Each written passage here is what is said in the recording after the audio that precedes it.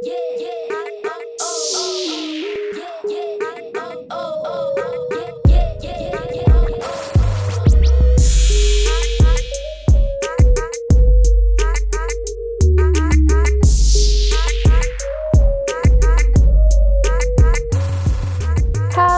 my creative peeps, and welcome back to my channel for another video. Today we're doing another Arteza review. Now you may remember that a while ago I reviewed their watercolor tube set, which I was not impressed with. So they asked me if I wanted to try the pan watercolors, so I decided to give them a go and see if they were any better than the tubes for the way that I use watercolors. So as you can see, this is the 36 set. It comes with this color card chart at the top over the watercolors, and it is in the order of each watercolor. It tells you the name and the number, which is nice. You also get a really nice water brush in the set, so I thought that was a nice touch that I haven't seen with a lot of other watercolor sets. And yeah, so close-up look at the watercolors. They don't look too bad. I did notice though that a lot of the colors had flecks of other colors on top of them, like they sprayed into each other when they were getting poured or something. I'm not quite sure how that would happen. I know that this wasn't a used set because it was wrapped in shrink wrap. So I just thought it was really weird that all of the colors were flecked with other colors. But I didn't see any problems once I wet them. None of those flecks showed up in the actual paint, so that was good. A lot of these colors on the card are not really true to the colors in the actual paint set, but we'll get to that. So I also asked if I could check out these water brushes, so they sent these along as well. I've been really interested in these. They have a push button on them. There are 6 of them in here. There's some flat wash ones and some more pointed ones in 3 different sizes. So I'm going to show each of them to you now. But yeah, I've heard some other people really liked these, and I did really like them as well. So the flat wash has this really nice flat bristles, and then you have this push thing on there for your water, which I was really interested in because the water brushes that I use, I've used some where you push it and no water comes out. So I thought that would be interesting. And this is what the more detail-oriented one looks like. Here are the detail ones. So you get a small, medium, and a large. And you get the same in the flat wash bristles. So we're just going to do some swatches. I'm going to talk about it, how the watercolors mixed, how the brushes reacted and stuff. But I am swatching these out in the Arteza sketchbook that I got. At first, I was kind of upset in my initial review that it was so large. I felt like it should have been a little smaller, but I'm actually really enjoying this giant size. I've been working in it more and more since I got it. So I thought that I would just let you guys know that since you have seen it pop up quite a few times now, I'm sure.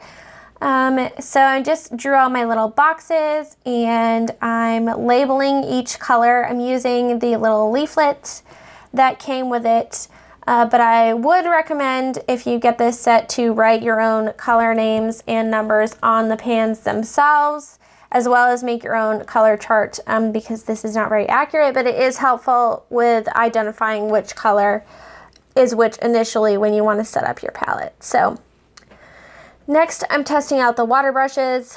I was really impressed with the amount of water that the flat wash brushes held. They held a lot of water and a lot of pigment in the bristles themselves. I did have to rinse out the larger flat wash brush in a separate cup of water just to get all the pigment out. But if you're on the go, you'd probably have to squeeze a bunch of water out of the tip to get all of it out, unless you had a scrap piece of paper. But anyway, so yeah, they all worked really well. I really liked them with the little push button. I forgot to show you that palette, the brush that came with the palette on camera, but it worked just as well. It just didn't have the little push design feature on it. So moving on to the actual watercolors themselves, I was much more impressed with these watercolors than I was with the tube watercolors. These are their premium line, so they're student grade. They're not professional. So I'm going to try not to compare them to any artist grade watercolors, but I have other student grade ones that I've used. So I thought they have quite a bit of pigment in them. I did wet my palette beforehand, and it would be pretty good for students, I think, since they lay down a really light wash of color and then you kind of build up the color, which is how you work with watercolor. Usually with your watercolor, you have to water it down. So these really teach you to build up your layers, which I thought was interesting. And I do really like some of the colors that were in here. They aren't chalky at all. I even tried them on some Tomoe River paper, and my fountain pen wrote over them just fine. The colors were vibrant. So overall, as far as other student grade watercolors go, I would say if you want to get a large affordable set, this could be an option for you. Especially since the pans come out to less than $1 a piece basically, but even less than that if you account for the tin and the water brush in there. As of the filming of this video, this is listed for $36 on their website, and you get 36 pans. So yeah, I have another watercolor tin like this that I bought from another company, and I paid at least, I think, $20 for that. So you could always add your own watercolors in since there is an empty row. I like that they give you room to expand your palette. Here I'm just trying out the mixability. They did mix very well. One thing that I will mention though that I found wasn't too, not to do with the watercolors themselves, but to do with this particular set of watercolors. I thought the color choices were very strange. There are a bunch of brown shades and yellow shades and a couple dark greens, which would be good if you were planning on doing some outdoor sketching, so that makes sense. But a lot of the shades look very similar to each other. Some of the greens look identical. A lot of the browns look almost identical. Some of the yellows, you can't even tell the difference between the tones. So I feel like they could have taken much more care in selecting their color choice for this palette. There are some colors that I do really like in the set, so I'll be keeping it and using it myself. So I do like them that much, but yeah, I just wish that they had chosen different colors or a more varied tones that weren't so close together. If that makes sense. And I am a cool tone person in all fairness, so this palette is mostly warm tones. I also wish they had included kind of like a Payne's gray tone. I feel like that's a pretty standard necessity in most artist palettes, whether you're doing it professionally or just for fun, especially for shadows and things like that. So I think that's something they could add in the future. But overall, I was much more impressed with this set than I was with the tube watercolors.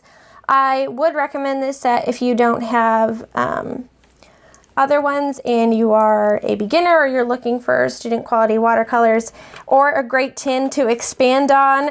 Honestly, that would be just a good reason to have that as well with their water brush. I would just consider, though, in your purchase whether you are going to use the tones that are included. If you're planning on just putting your own watercolors in there and expanding off the palette and keeping the colors you like and kind of switching out the ones you don't, then that totally makes sense. But if you're looking to kind of expand your color collection, I wouldn't say that this would be the set that I would do that with. So that is it for me today, you guys. Check out the description box below, as always, for a coupon code if you are interested. I will leave linked below both the watercolor set and the sketchbook that I was using today. Thank you all so much for watching. Please give me a thumbs up if you enjoyed this. Subscribe so you don't miss any of my future videos, and I'll catch you guys in the next one. Take care, guys. Bye.